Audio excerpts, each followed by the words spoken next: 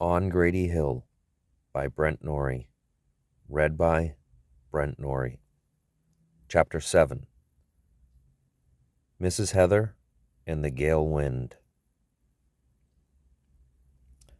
Now, this part of the story was told to me by Samuel himself. Late one night, Samuel went out to the edge of Hilltop, as he often did. A storm was raging, and you couldn't see but 10 feet. As Samuel tells it, he turned towards Jacqueline Ledge, and through the dim light from the cabin, he saw a figure on the ledge. Samuel says he swore it was his sister at first, and then shape-shifted into Mama Heather as he got closer. "Mama, what are you doing out here?" "I came to look after my baby." "Jacqueline?" "No, the one on the edge now." "You were getting real close." "Son, sometimes I go all the way down to that fence your daddy built and just look over it and down.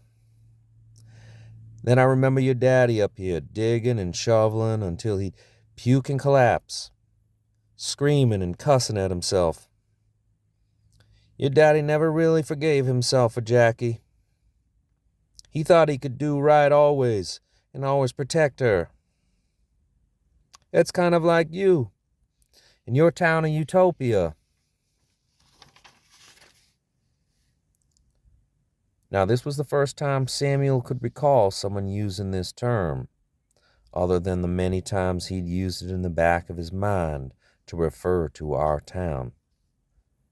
"Utopia?" "Yes, Samuel. That's your town you've been building." "How so?" "You've been building Utopia since you were a little boy. It was your favorite word for the longest time. I always wondered what became of your Utopia. You would sit out here on the hilltop with your blocks, building your town, with little Astrid and Jacqueline watching. Jim Montaneau would sit playing his violin, saying, 'There goes Mr. Samuel Graydon building his Utopia again.'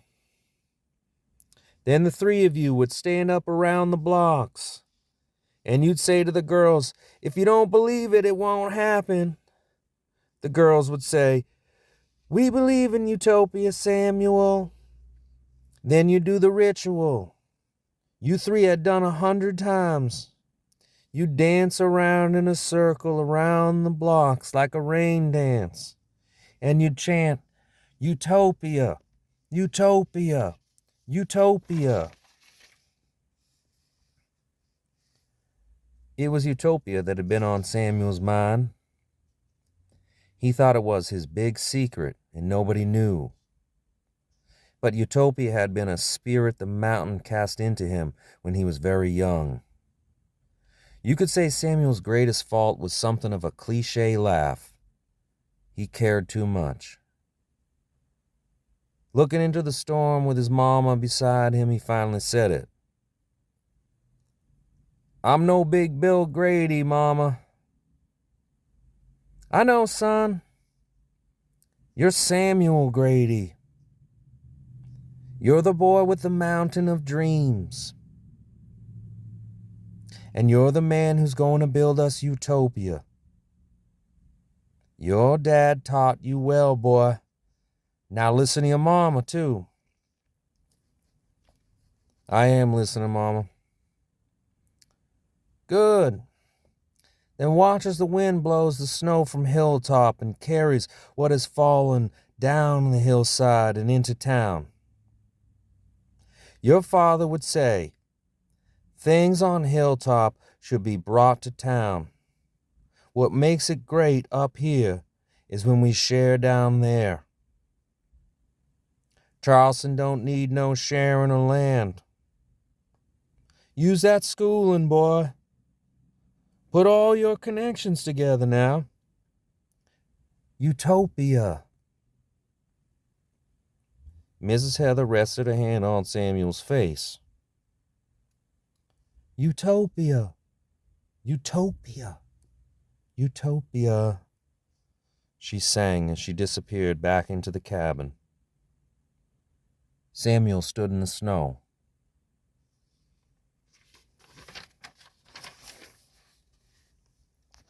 It was early in the morning, and I stood on Haven Street.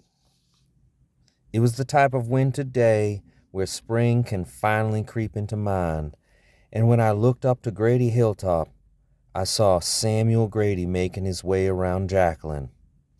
He was riding atop Josephine, the horse he'd ridden since boyhood.